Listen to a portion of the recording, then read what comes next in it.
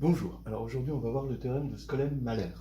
C'est un théorème, voilà, l'occasion fait le larron, il est intéressant, mais surtout en ce moment il est conjoncturel parce que il vient de faire l'objet de l'épreuve 1 de l'agrégation interne de cette année 2023. Donc c'est quand même assez engageant hein, de le regarder de plus près. Bon, cette épreuve, j'en ai déjà dit ce que j'en pensais, mais on va positiver et on va en profiter pour regarder ce théorème. Le problème consistait en gros à montrer le théorème de Skolem-Mahler grâce à l'analyse p-adique. Ici, en fait, on va le faire autrement. On va montrer que l'analyse p-adique n'est pas vraiment utile dans ce théorème. On dira quelque chose après. Alors, pour présenter le théorème de Skolem-Mahler, dans un premier temps, je vais raconter l'histoire des zéros de fonction.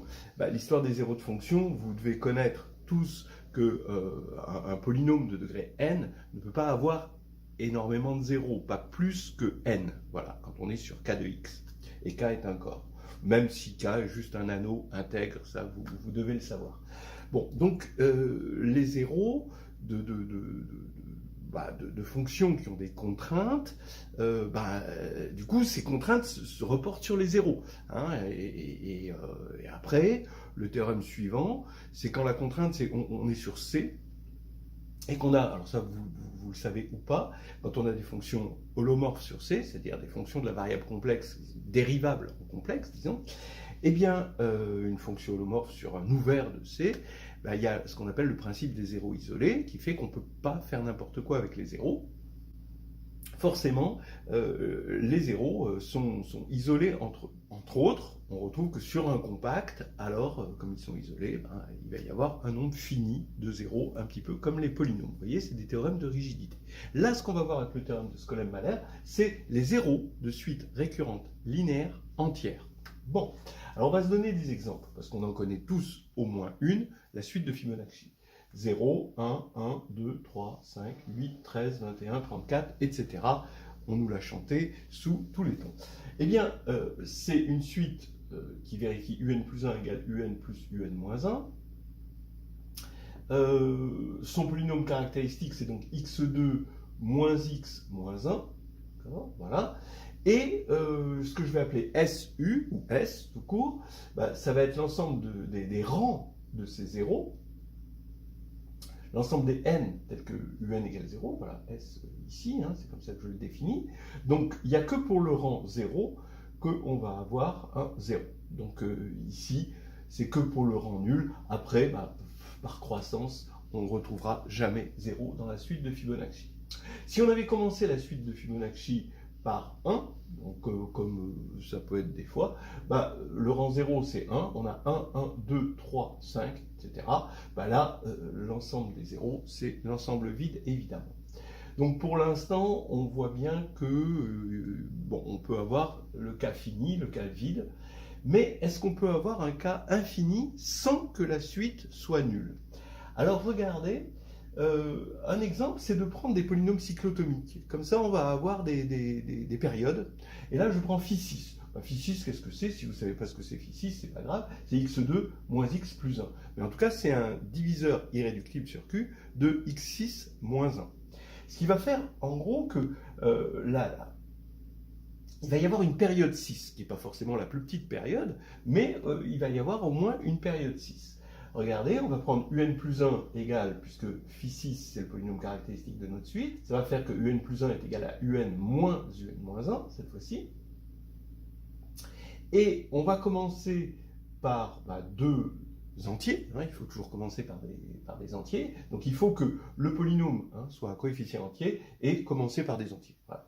Donc ici on a 1, 0, et maintenant, ici, on va avoir 0 moins 1, ça fait moins 1, moins 1 moins 0, ça fait moins 1, moins 1 moins moins 1, ça fait 0, 0 moins 1, ça fait 1, et 1 moins 0, ça fait 1, et là maintenant, on a 1 moins 1, ça fait 0. Et là maintenant, on voit qu'on a une période, puisqu'on a retrouvé un 0, et là on a une période 6. Voilà, tout simplement. une période 6, et ce qui va faire que on peut comprendre toute la suite à partir de juste cette période, et ce qui va faire que l'ensemble des zéros, S, c'est l'ensemble des n congrus à 1 modulo 3. Vous avez le rang 1, le rang 4, le rang 7, etc. Voilà. Bon, eh bien, donc on peut avoir des zéros, un ensemble de zéros infini et pour une suite récurrente linéaire entière non nulle. Le théorème de Skolem-Mahler dit tout simplement que là, on a vu à peu près tous les cas. Le cas général correspond exactement à une synthèse de ces cas-là. Donc, soit UN, une suite récurrente linéaire entière de polynômes caractéristiques P égale, bon alors, il y a xn moins cn moins 1, xn moins 1, etc., moins c0. Je vais prendre pour la preuve c0 différents zéros. Alors ce polynôme, attention, il a un coefficient dans z de x. Hein. Voilà. Et bon, en fait, on pourrait se passer de ça, mais disons, on va le faire avec ces zéros différents zéros. Donc, le théorème affirme que si on appelle S l'ensemble des n, donc l'ensemble des zéros de la suite, l'ensemble des rangs n tel que un égale 0, alors je prends n dans grand N, eh bien, S est de la forme un ensemble fini, éventuellement vide, union, une réunion finie de suites arithmétiques. Donc ici, vous avez un ensemble fini, ici, vous avez un ensemble vide. Là, il n'y a pas de suite arithmétique. Ici, il n'y a pas d'ensemble fini, mais vous avez une suite arithmétique. Là. Bon. Donc on a bien une réunion finie de suite arithmétique, union à un ensemble fini éventuellement vide. Voilà. Donc ça, on fait le bilan de ces exemples-là. Qu'est-ce que ça veut dire?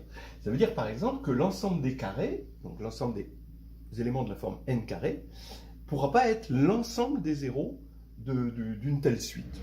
Voilà. Hein. Attention, ça peut être inclus, ne serait-ce que si la suite est nulle, mais ça ne pourra pas être égal. De la même manière, l'ensemble des éléments de la forme P puissance K, avec P un nombre quelconque là pour l'instant, K dans N, ne peut pas être l'ensemble des zéros d'une suite récurrente linéaire entière. Voilà. Bon, donc c'est ce qu'on va montrer. Bon, c'est facile de voir que l'ensemble des carrés ne contient pas un ensemble fini de suite arithmétique, d'accord, parce que c'est de la stricte convexité. Si on avait une suite arithmétique, on aurait des choses qui se mettraient sur une droite, et l'ensemble des x au carré, des n au carré, ça suit une loi qui est strictement convexe. Voilà, histoire de se dire, se donner une petite raison qui va bien. La stricte convexité va très très bien pour expliquer ça. Alors, on va montrer le théorème de Skolem-Mahler. La stratégie, ça va être la suivante. On fixe P premier, tel que P ne divise pas ses zéros. Comme ces zéros est non nul, on peut toujours trouver un P premier. Bien, on va appeler BP l'ensemble des suites, alors ça, vous allez voir, tel qu'il existe DI de Z, donc une suite DI d'entier, suite infinie, tel que Bn est égal à somme de I égale 0 à n, de I parmi n, P puissance I, DI. Voilà. Donc on a une suite comme ceci. On va poser BP égale l'ensemble des suites qui sont sous cette forme-là pour une suite DI donnée. Et regardez ce qu'on va montrer. On va montrer qu'il existe un petit r, donc on va partir de notre suite récurrente linéaire entière, et on va montrer qu'il existe un petit r strictement positif, tel que pour tout j de 0r moins 1, Bn égale UNR plus J, donc vous voyez ici ça suit une suite arithmétique, appartient à BP, déjà. Donc ça veut dire que là, on aura vu UN comme une réunion disjointe de suites, de sous-suites, avec des rangs arithmétiques de raison R. Voilà. Et l'ensemble de ces sous-suites à rang arithmétique, eh bien, est fini, puisque J va de 0 à R-1.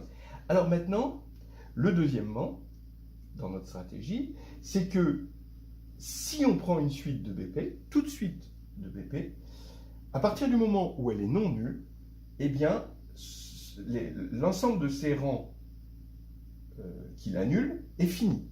L'ensemble des n tels que Bn égale 0, que j'appelle Z indice Bn, est fini. Voilà. Donc ça fait vraiment penser au polynôme, hein, ou un polynôme. S'il est non nul, l'ensemble de ces zéros est fini. Sauf que c'est pas un polynôme, parce qu'ici, vous voyez que ici, si on voit comme un polynôme en n, eh bien n il peut aller vers l'infini. Vous voyez, ici, vous avez quand même un problème ici. Alors, donc, on va montrer le 1 et le 2. Je vais vous faire remarquer que dans le problème d'agrégation interne, le 1, eh bien, on le montrait, d'accord. Bon, assez loin dans le problème, personne n'y arrive. Hein. Vous inquiétez pas si vous n'êtes pas arrivé à cet endroit-là, c'était extrêmement loin, c'était au large du problème, mais cette partie-là, finalement, était admise.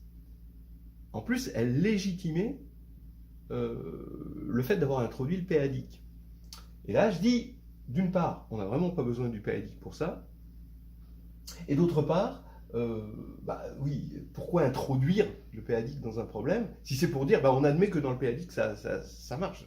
Il y a quelque chose qui ne va pas. On dirait qu'il y a eu vraiment un bug hein, dans cette épreuve.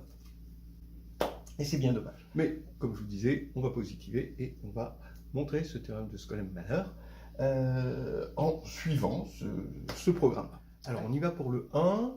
Le 1, donc ça, c'était dans le problème. Voilà, vers la fin. Hein. Il fallait montrer quelque chose comme ça, mais c'était pas dit comme ça non plus. Hein, attention. Donc, on va montrer que donc on a une suite récurrente linéaire. On va montrer qu'elle est réunion de sous-suites qui sont dans BP. Alors allons-y. D'abord, je vais commencer par écrire les choses matriciellement. Donc C, c'est la matrice, ça s'appelle C comme matrice compagnon, avec les coefficients ici. Donc je vous rappelle que le polynôme caractéristique, disons si vous voulez, la suite ce serait UN plus D est égal à C n-1 UN plus D moins 1, ouais, plus, etc., plus C, 0, U, N. Voilà. Donc, voilà donc la suite telle qu'elle est définie. Donc les CI sont dans Z, tout est dans Z.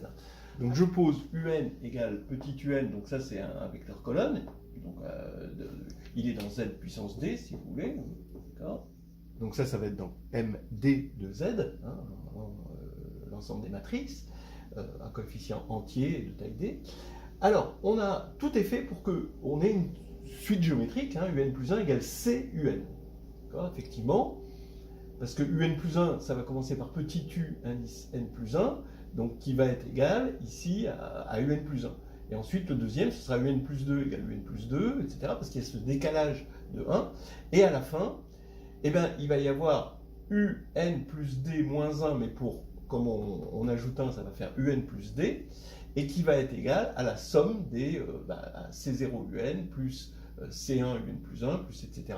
Et c'est-à-dire qu'on va bien avoir cette formule de récurrence. Donc ce que je dis, c'est que on peut, c'est très classique, hein, on peut voir cette formule-là comme juste une suite géométrique, mais de vecteurs colonnes, avec une matrice qui est là pour faire la raison, en quelque sorte, de la suite géométrique.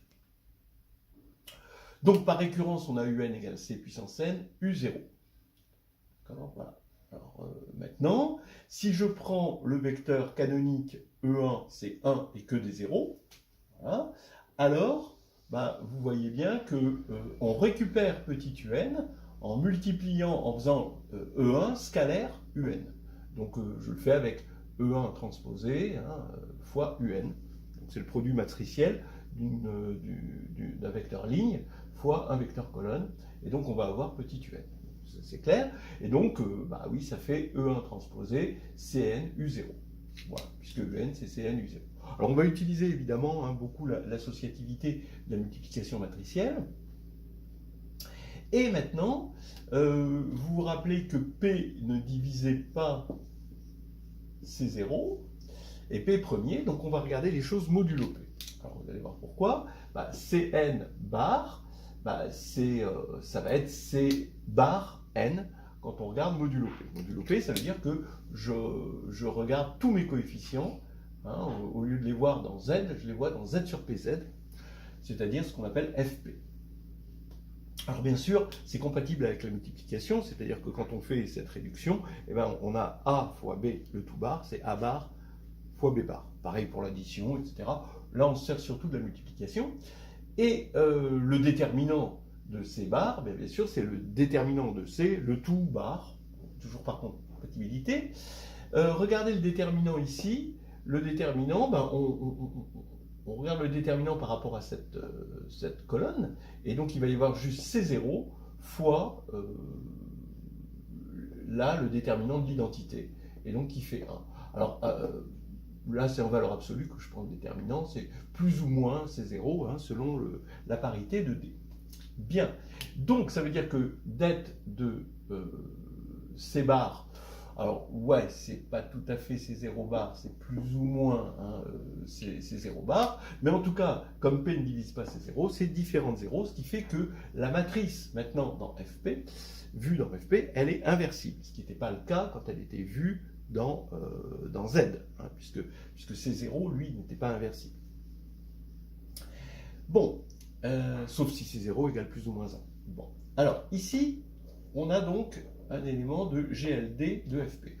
On le sait, GLD de FP, c'est un groupe, bien sûr, bon, et c'est un groupe qui est fini, d'accord? Puisque ici, tous les coefficients, il y en a un nombre fini. On sait le calculer, bon, ça c'est pas un problème, on ne va pas avoir besoin de le calculer. On dit juste que C bar appartient à un groupe fini, et donc on a évidemment, comme dans tous les groupes finis, le théorème de Lagrange qui domine les premiers pas, hein, dans les groupes finis.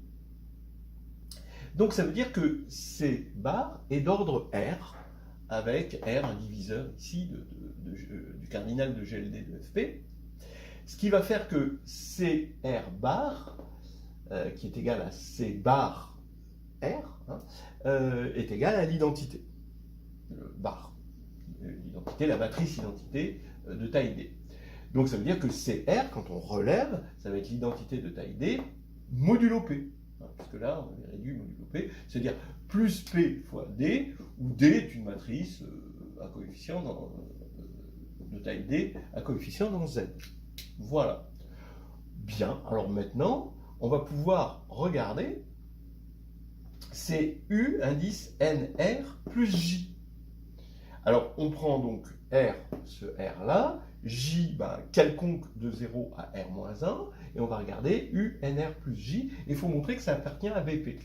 Alors, donc ici, j'applique juste la formule, ça fait E1 transposé, C puissance, bien sûr, je remplace N par NR plus J, U0. Bon, et maintenant, vous voyez bien que là, ça va faire C puissance R, le tout puissance N, donc ici, ça va faire la matrice identité plus PD, puissance, donc ça c'est le C puissance R, mais le tout puissance N, fois C puissance J. Mais J il est fixé, hein. R est fixé, J est fixé. Bien, et fois U0. Voilà, maintenant il n'y a plus qu'à développer par Newton, et c'est la somme de I égale 0, de I parmi N, P puissance I, D puissance I, mais là on va multiplier à gauche par E transposé, E1 transposé, il y a le CJ et le U0. Alors tout est fait ici, hein. Donc ici on a une matrice de taille D, ici on a une matrice ligne, ici une matrice colonne, donc ça, ça va être dans Z. Hein. Alors pourquoi c'est dans Z? Je vous rappelle que D est à coefficient dans Z, C est à coefficient dans Z, E1 évidemment, et U0 aussi. Hein. U0 c'était les premiers termes, hein, finalement, de notre suite récurrente. Tout est dans Z, donc on a un DI dans Z, et on voit bien que là, on va poser ça égale Bn. Et c'est fini pour le petit 1, donc là, on avait fait une bonne partie, on va dire, du problème, et ça, c'était subdivisé en beaucoup de questions. Et maintenant, on va montrer qu'une telle suite, hein, une suite qui est sous cette forme-là, eh bien, elle a une certaine rigidité, qui est semblable à celle des polynômes, même si ce n'est pas polynomial. C'est-à-dire, à partir du moment où elle est non nulle, eh ben, elle a un nombre fini de 0. Je ne l'ai pas dit, hein, mais ça impliquera évidemment le théorème de Skolem-Noether, puisque UN va se retrouver à être réunion finie de suites qui sont soit finies pour ça, qui sont soit nulles, soit avec un nombre de zéros fini. Donc on a besoin de quelques préliminaires pour attaquer cette question qui, je vous rappelle, était admise dans le problème. Mais là, c'est la version rationnelle plutôt que péalique hein, de la solution. Donc les préliminaires. D'abord sur Q, on a cette p-valuation hein, qui était étudiée dans le problème. Donc on prend R, un rationnel, il est de la forme A sur B avec A et B entier, et on a la p-valuation pour P premier, nu P, c'est nu P de A moins nu P de B. Nu P de A, c'est l'exposant en P hein, de la décomposition de A en facteur premier, c'est bien défini, moins nu P de B, et on sait que ça ne dépend pas du choix de A et B pour représenter R.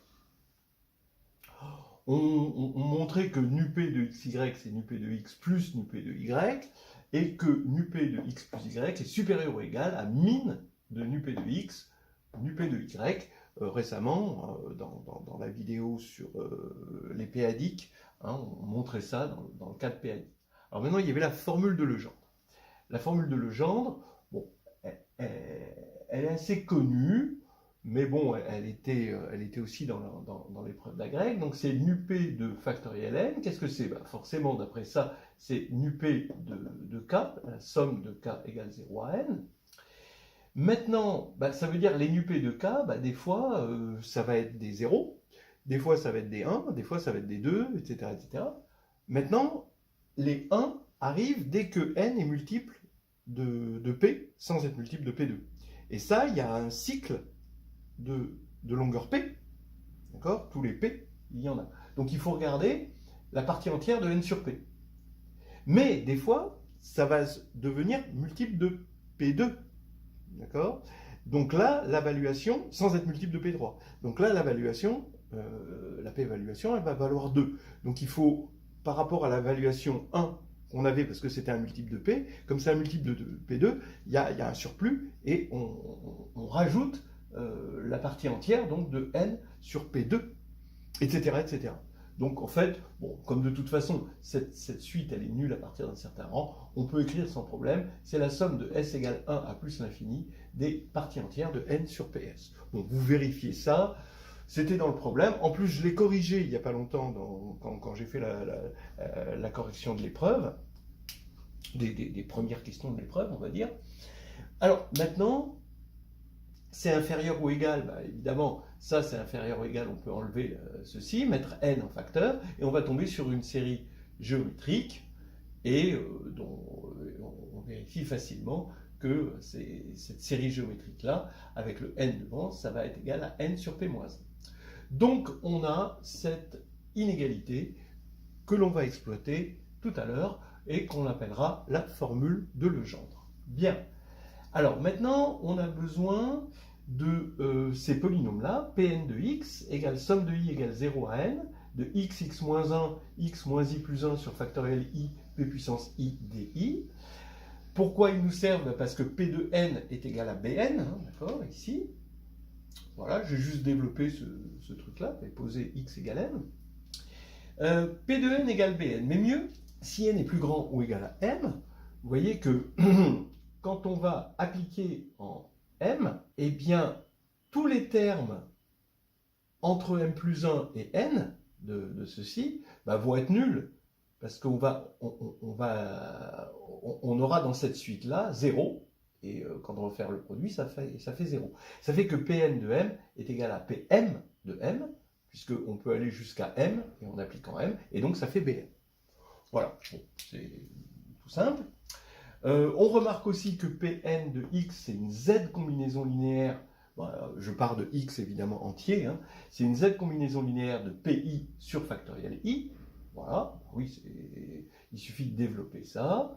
on va avoir des x puissance quelque chose, mais x est dans z, donc c'est z, c'est entier. Di c'est entier, donc il va y avoir que, et puis on va avoir des produits ici, mais donc on va avoir du p puissance i sur factoriel. Maintenant, on va poser, alors ça va être important, on va avoir des valuations, des p-évaluations de polynômes. Qu'est-ce que c'est qu'une p-évaluation de polynôme? Bah, on peut imaginer que la p-évaluation d'un polynôme grand P, bah, c'est le min des p-évaluations de tous ses coefficients. Oui, mais on va filtrer ça. C'est-à-dire qu'on va dire que la p-évaluation du polynôme grand P, mais filtrée par K, c'est le min des nup des AI. Donc AI, c'est les coefficients, on a un polynôme dans Q de X. C'est nup des AI, le min, mais pour I supérieur ou égal à K. Ce qui fait que pour I supérieur ou égal à 0, bien sûr, ben, on retrouve la p-évaluation du polynôme tel que je viens de la définir. Bien. Voilà, ça c'était les préliminaires. Hein. On va maintenant attaquer vraiment la preuve. Pour l'instant, on n'a presque rien dit à part la formule de Legendre. Ça, c'était des choses assez classiques. Mais la stratégie, c'est qu'on va supposer que ZBN est infini et montrer qu'alors B est nul, c'est-à-dire que pour tout cas, BK égale 0. Alors, allons-y sur cette stratégie. On va supposer que les zéros sont en nombre infini. Donc, on va prendre des zéros, on les ordonne. Voilà les premiers zéros. Hein. M1, le premier zéro, ensuite jusqu'à MI, ensuite strictement croissante. Et donc, on a MJ et BMJ égale 0, puisque c'est des zéros. Ben oui. Et je vais prendre N strictement supérieur à MI. Bon, alors ça va faire que Pn de MJ, d'après cette formule-là, puisque N est plus grand que tous les MJ, ici, c'est B de MJ.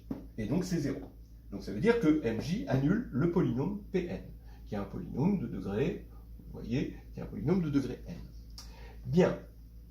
Comme tous les MI qui sont 2 à 2 distincts annulent Pn, bah, ça va faire que Pn se factorise comme ceci.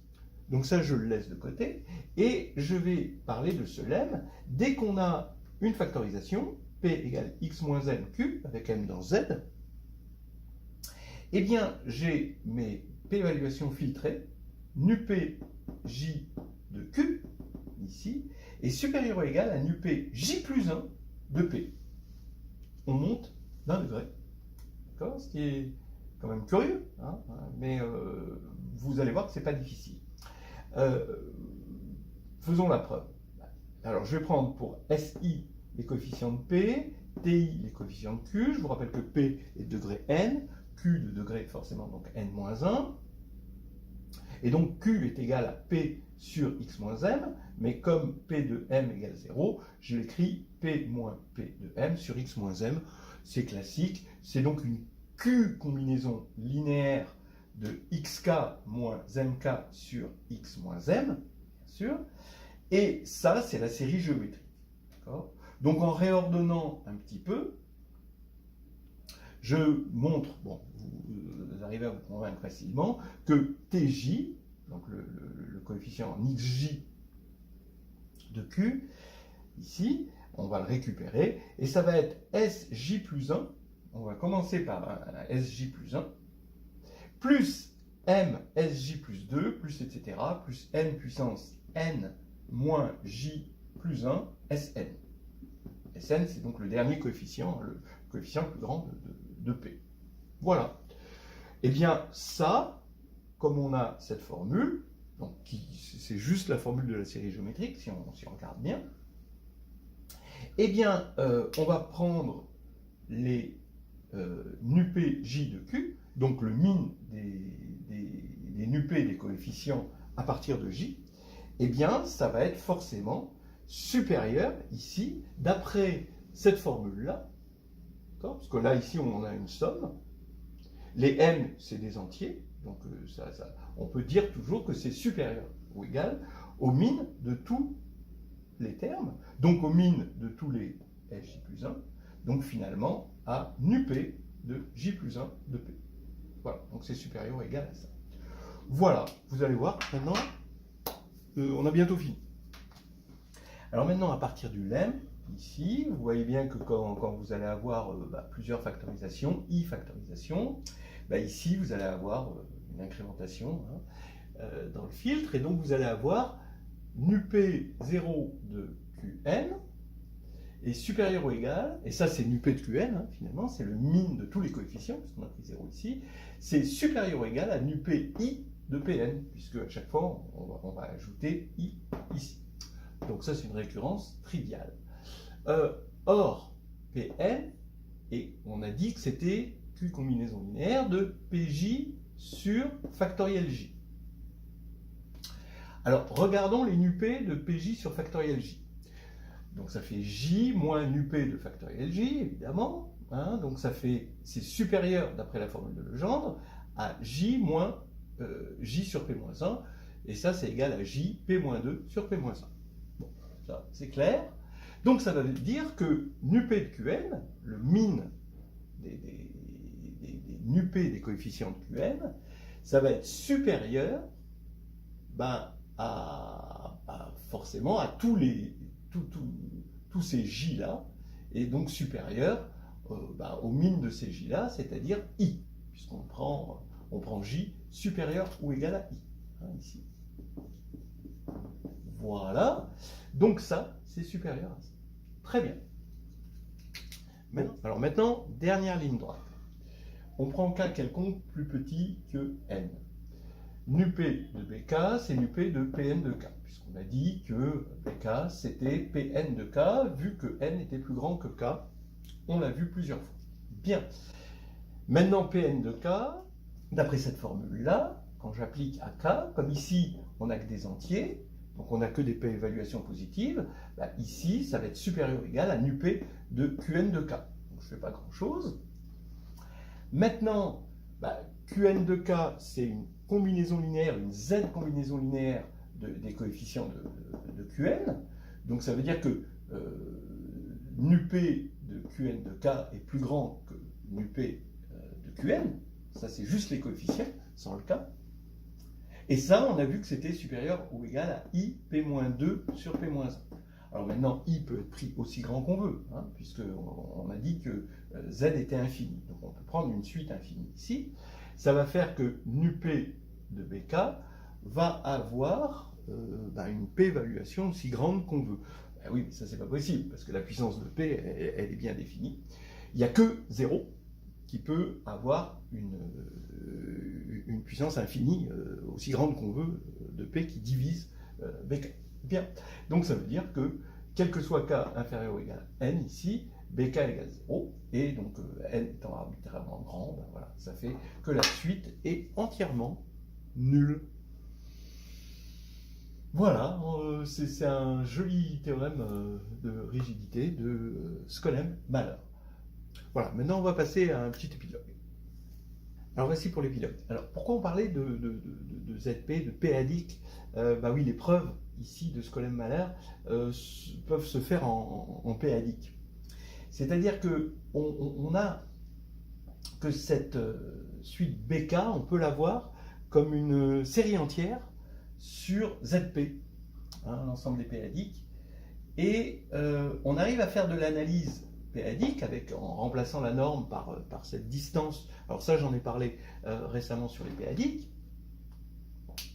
Et en fait, avec ces séries entières, on va avoir un théorème des zéros isolés, exactement comme dans l'analyse complexe. C'est exactement le même principe, où on peut factoriser des choses et avoir une multiplicité d'un polynôme, comme pour les fonctions holomorphes.